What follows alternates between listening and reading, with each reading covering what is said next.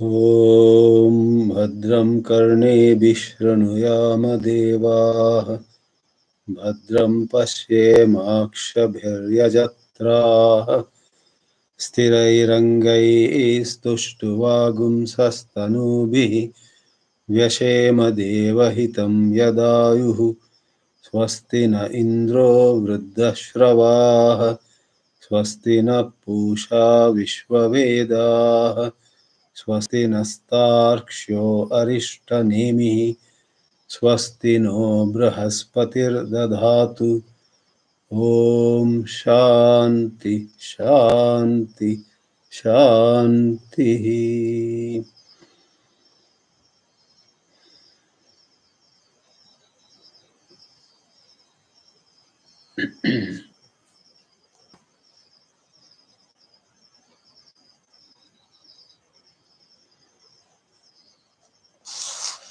What happens to someone when he or she has that liberating insight, that supreme wisdom, where the seeker sees there is Brahman and Brahman only?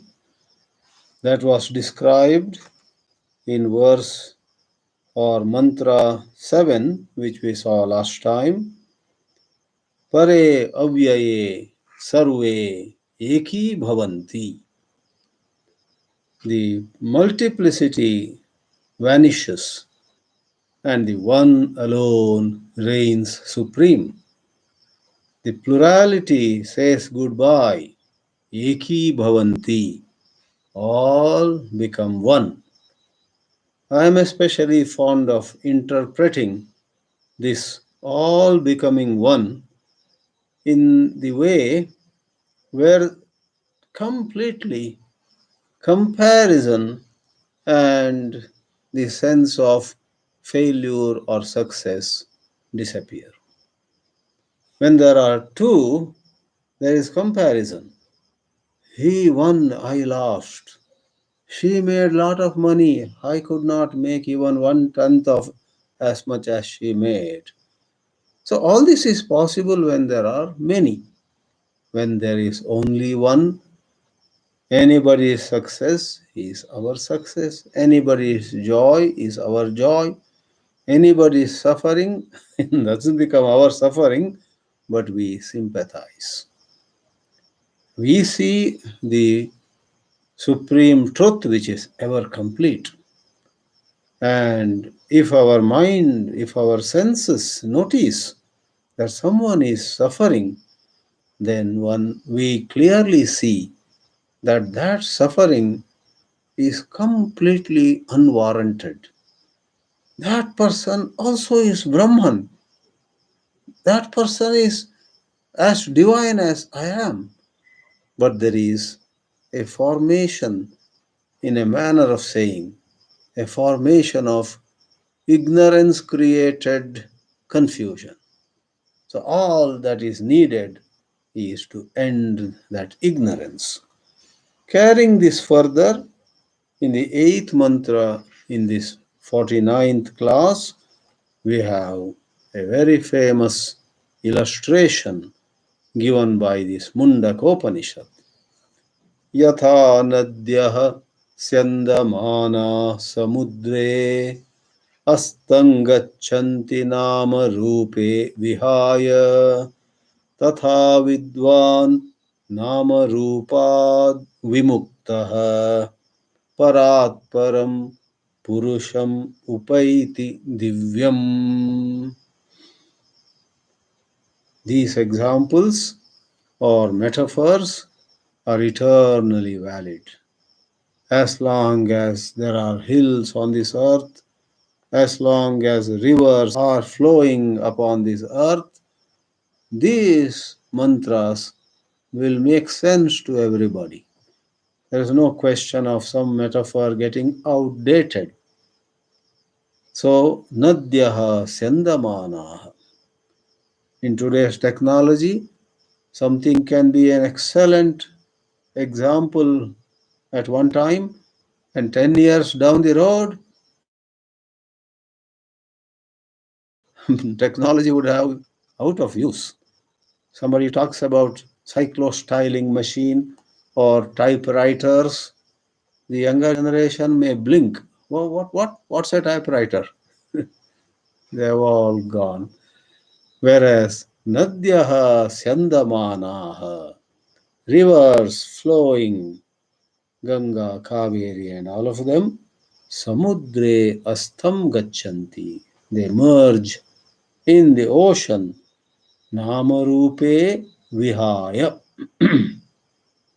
Namacha Rupam cha. Name and form.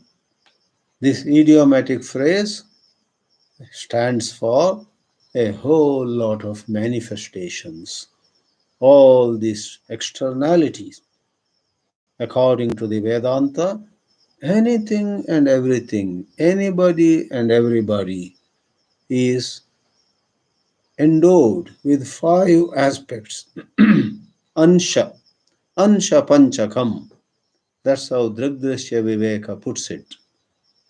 Sat, Chit, Ananda, and fourth and fifth are Namarupa.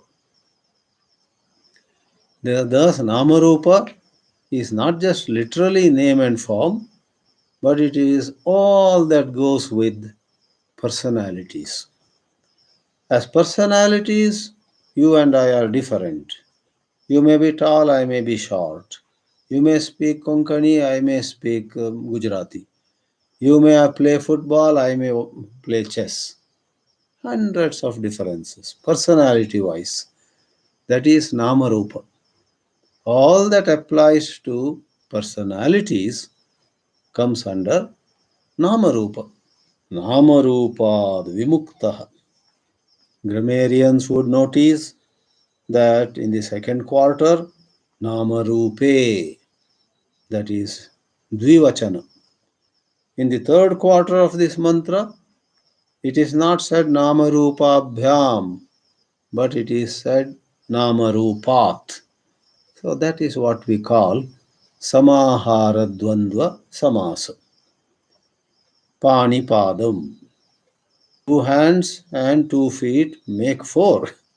But in that kind of compound, we may create a noun which is always in singular. Panipadam. Like that, Nama Rupam.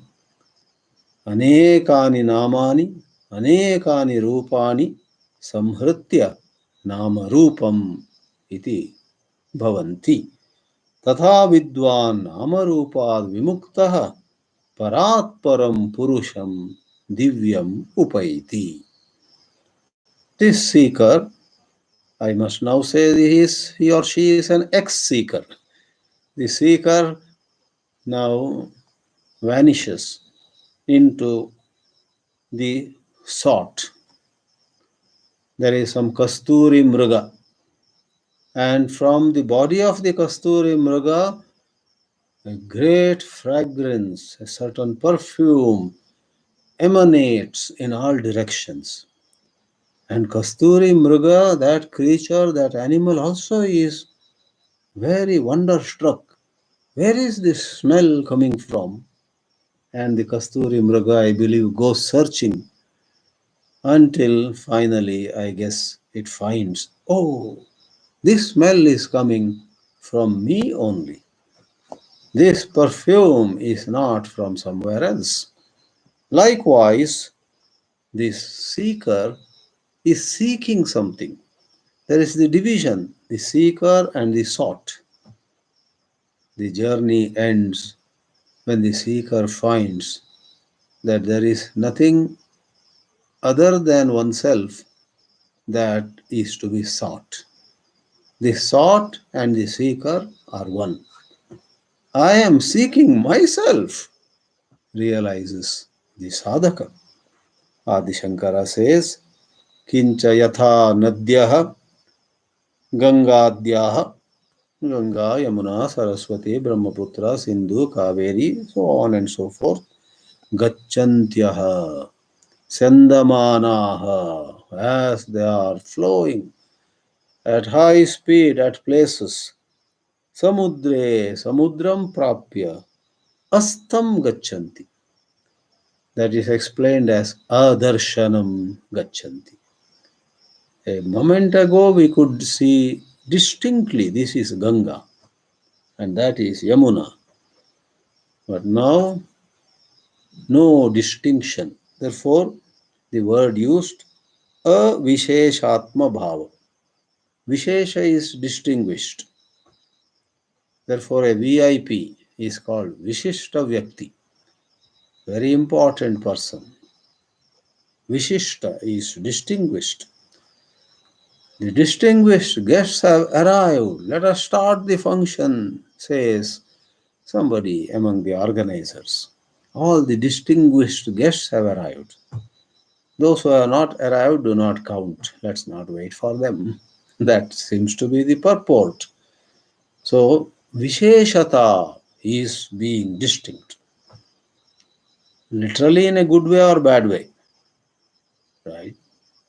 Whichever way, it stands apart. But avisheshatam prapya means, or avisheshatma bhavam gacchanti means, we don't know in the water of the ocean which was Ganga, which was Yamuna, which was Kaveri, which was Sindhu. We don't know. All become one. Namacha rupancha namarupe. This is called itaretara dvandva, when the final compound assumes the number corresponding to what went into making the compound. Nama and Rupa are two, therefore Nama Rupe is Dvivachana. But as I pointed out before, when you say Nama Rupad, that is a Ekavachana. That is called Samahara Dvandva. Both kinds of compound are found in the Sanskrit language. Vihaya means Hitva. Avidya Krita Nama Rupat. These differences, this high and low, these ideas of somebody succeeded and somebody else failed, somebody is so honored, so much felicitated in the world, and somebody else is put behind the bars. Somebody is hiding, absconding, staying in England or in some Caribbean island, and India is trying to get them back, for there is a big case of malpractice, financial swindling. So the case has to be now looked into. So someone is a sinner on this earth, someone else is a holy man or a holy woman, but all of them namarupe avidyakrita. I keep repeating, they are within the frame of reference of avidya. When avidya ends, one smiles and says, everyone is Brahman. Everyone is the same divine truth. Avidya krita namarupad vimukta san, being liberated, vimukta visheshena mukta san, parat param. Shankara says parat means aksharat. The akshara is not the supreme akshara, but the word akshara, if you remember in earlier mantras also, the word akshara was used for what was called avyakrita, the unmanifest. For relatively, the avyakta, avyakrita, the unmanifest, also seems to be having no beginning and no end. There was a mantra way back, Aksharat Paratap Paraha.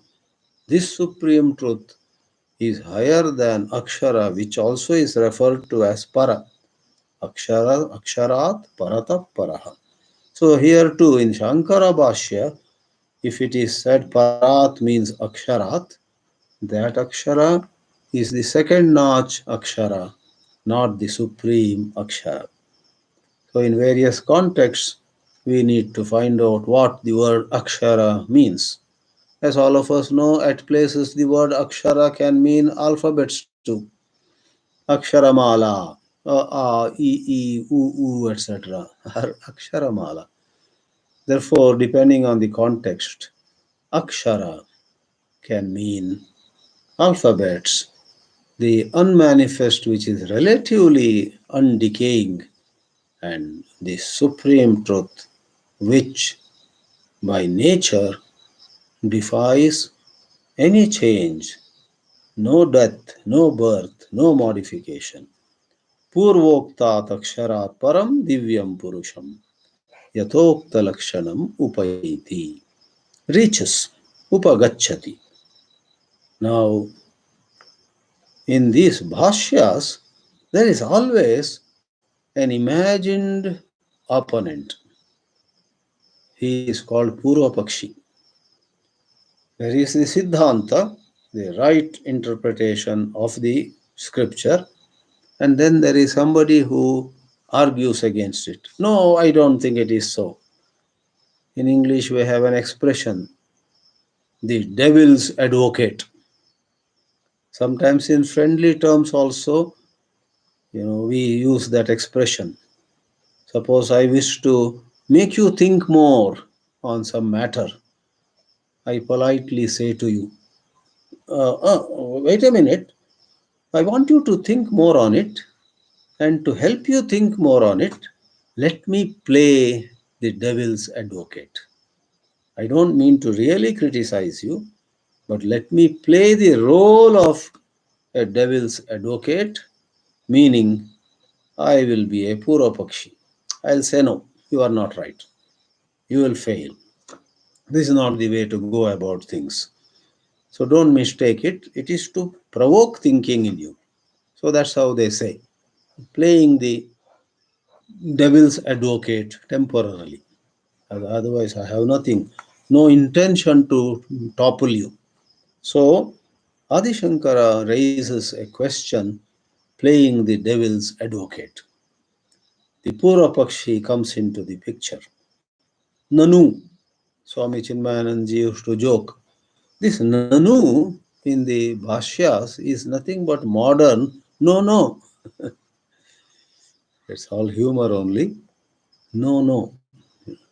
So Nanu, the Purvapakshi says, Shreyase aneke vignaha prasiddhaha. This is saying, Shreyansi bahu vignani. When you try to do some good thing, be sure there will be some obstacles. Shreyasi aneke vignaha prasiddhaha. So here too, no matter what knowledge, what wisdom, what insight, what understanding somebody gets of all these Upanishads, don't say she gets liberated. Kleshanam anyatamena. One of the many, many troubles, forms of suffering can catch hold of her. Anyatamena. Anyatama means one of the many. There are many, many kinds of afflictions, many kinds of obstacles. Anyena va devadina vignitaha. Sometimes Indra or citizens of his city, state of heaven, they are called devatas. They never want human beings to realize Brahman. They want human beings to do endlessly havana, homa, yajna, yaga, because in yajna, yaga, homa, havana, devatas get the havis. And if someone says, enough of this karma, I will go for jnana marga, I will go for liberation, then they don't get their dues. It's like a doctor saying, I don't want all in this town to be perfectly healthy.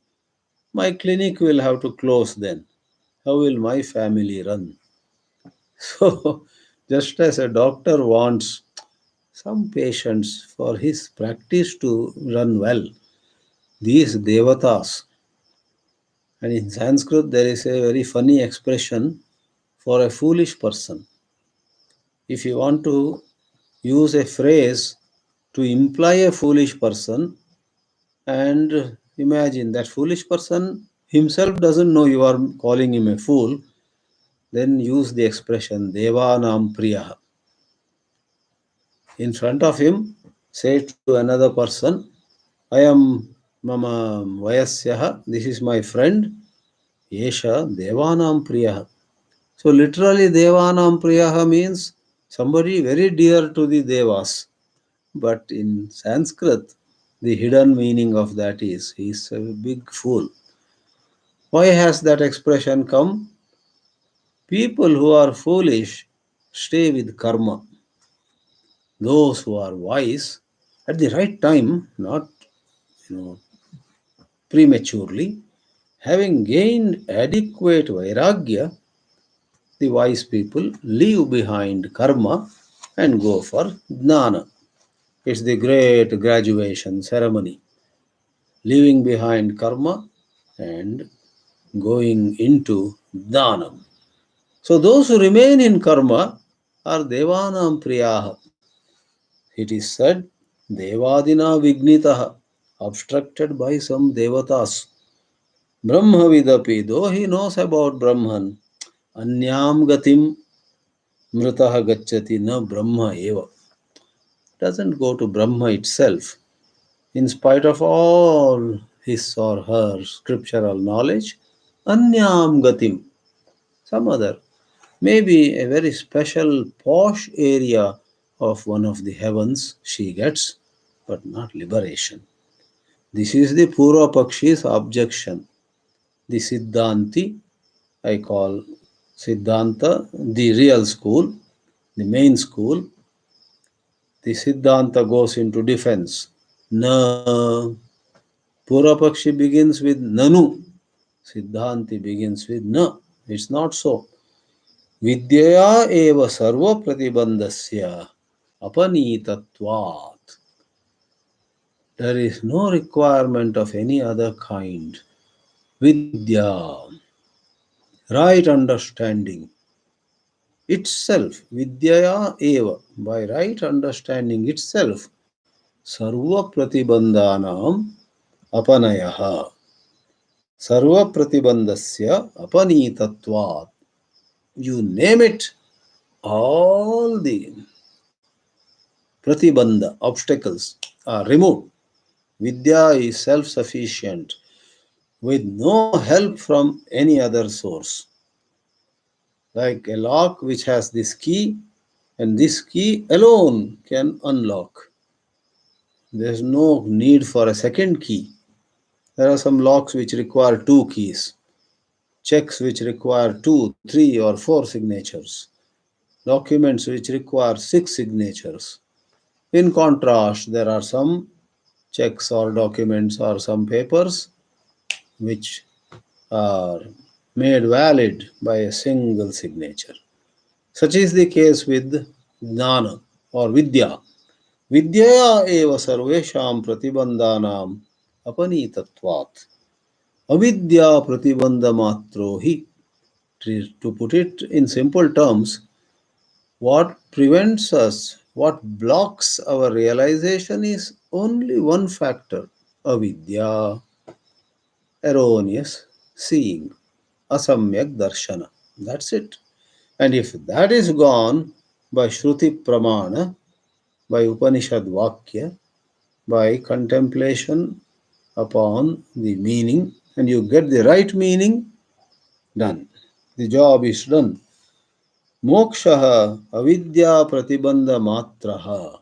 Moksha is one that has only ignorance as the obstacle. It has no other obstacle. Therefore, na anyaha pratibandhaha nityatvat atmabhutatvatcha.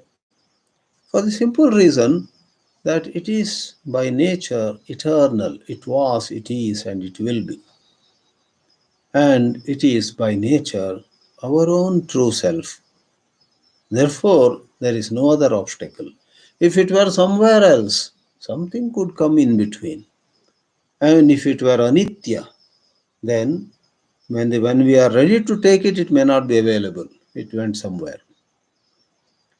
Nitya is ever available. Anitya, exactly when we went, disappeared. Like somebody stood in a long line, queue, for the new movie of some great hero. And three more left, two more left.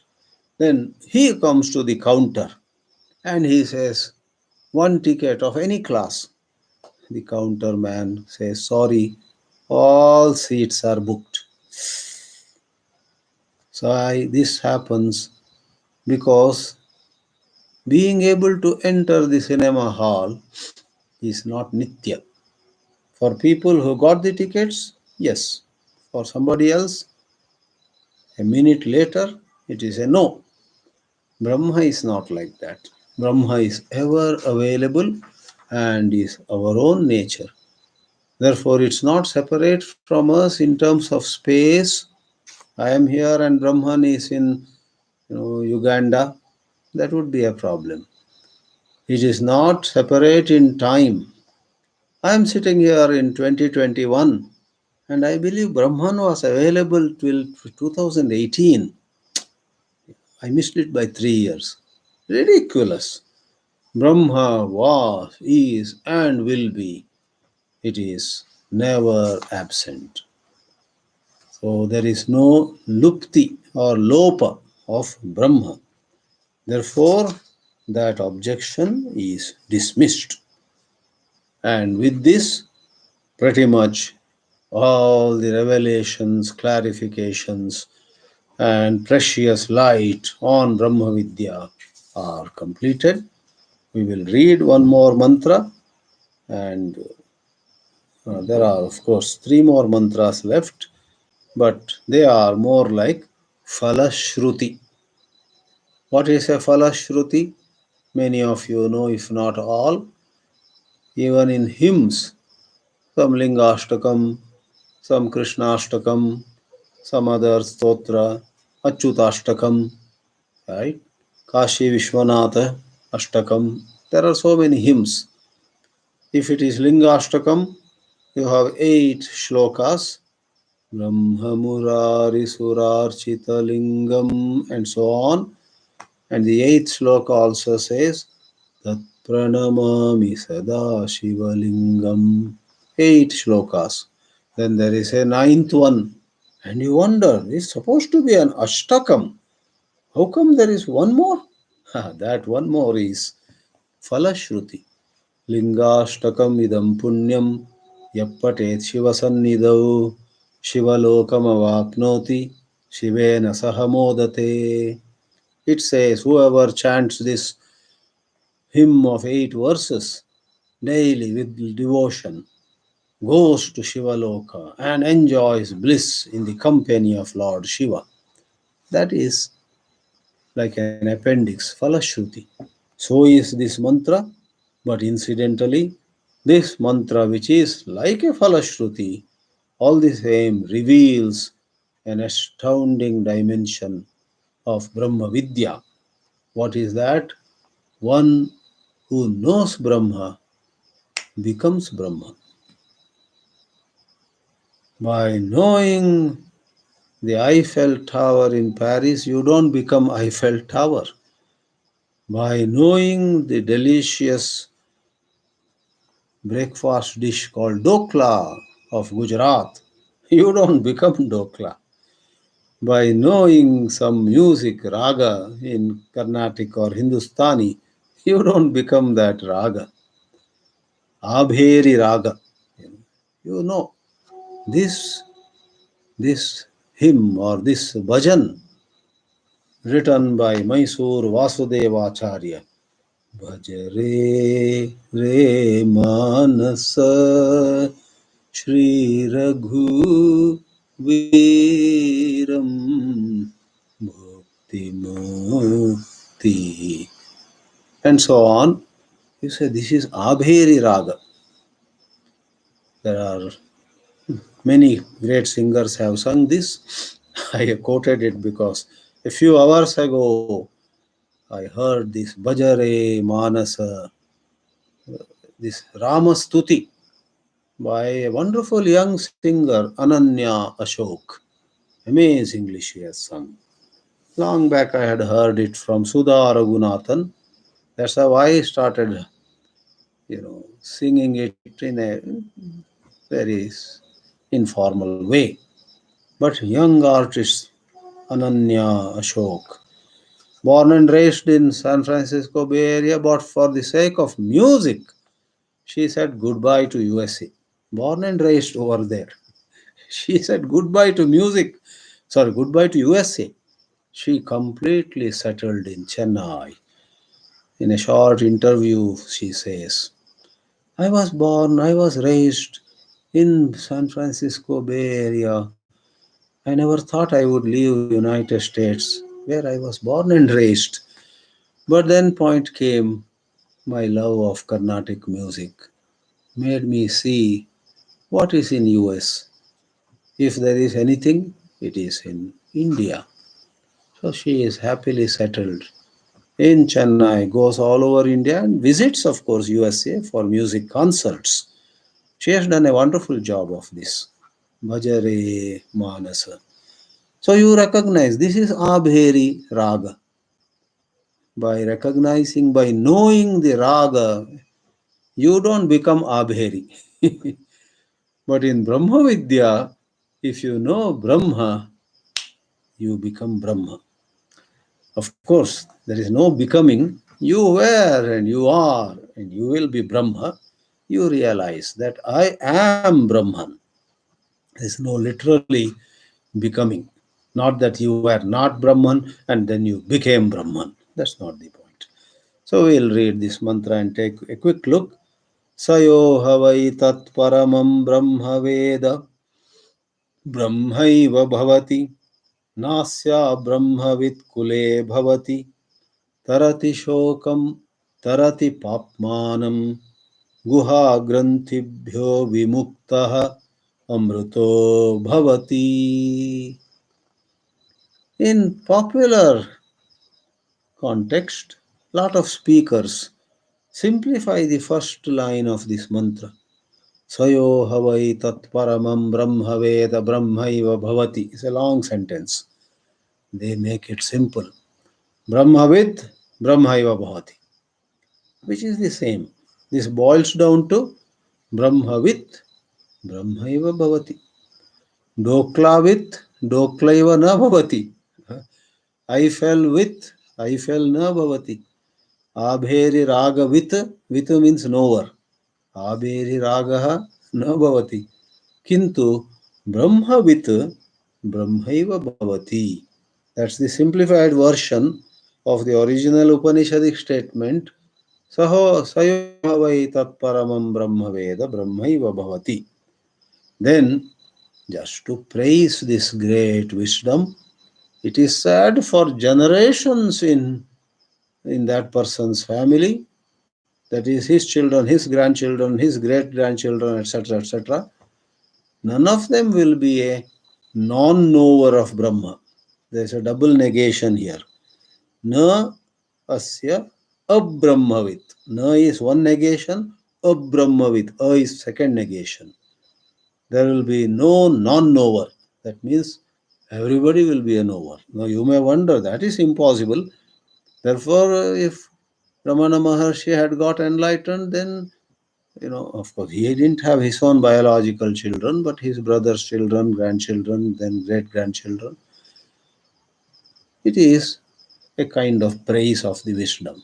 Yeah, they don't get enlightened, but the fact that somebody in some ancestor had reached that height would have an impact. It runs in the family to be at least interested.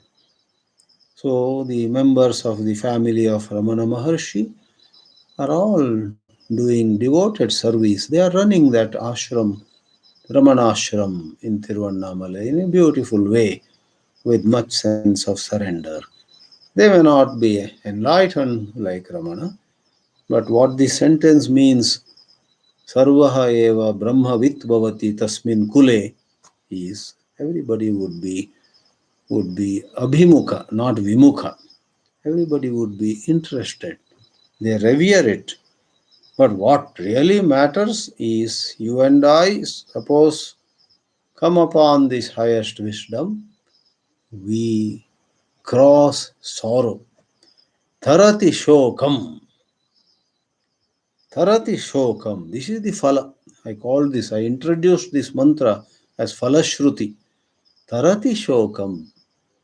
One crosses the wide river of grief, sorrow, and like the other side of the same coin, one enjoys lasting bliss, Paramananda Prapti, and Atyantika Dukkha Nivritti. Guha Grantibhyaha Vimuktaha. Whatever knots of the heart, in unthinkable ways, let us say there are complexities in our psyche. One is freed from all of them. With Brahma Vidya, we cut the Gordian knot. The Gordian knot is cut. And it is also said, Papmanam Tarati. If one of us says, but I have committed grave sins, all the sins vanish. You will cross all that karma phala. Amritaha bhavati. You will become immortal. You will conquer death. You will be a conqueror of time. Time doesn't touch you. Dwaraknath Reddy, a gifted writer who lives in Tiruvannamalai, he is about 95 or so in age. He wrote some poetry in praise of Maharshi Ramana. And one of the lines in that is, before time could write Ramana's obituary, Ramana wrote the obituary of time. And when I requested him for a foreword for one of my books, he included that sentence also in that foreword to my book, Erase the Ego. In the preface or foreword by Dwaraknath Reddy, there is that sentence at the end. Think of it. Before time could write Ramana's obituary, Ramana wrote time's obituary. Time died and Ramana stood, immortal. So Amritaha Bhavati is like that. Yama will not catch us. We rise above Yama or Indra or anyone. This and the remaining two mantras we shall see in the next and last class on this Upanishad. The 50th class will conclude the Mundaka Upanishad. Probably we will have a 1 month break after that, July. No Upanishad class in July. We meet again in the first week of August. But next Friday, we will have the last class on Mundaka Upanishad. Om Namah Paramarashibhyo Namah Paramarashibhyah.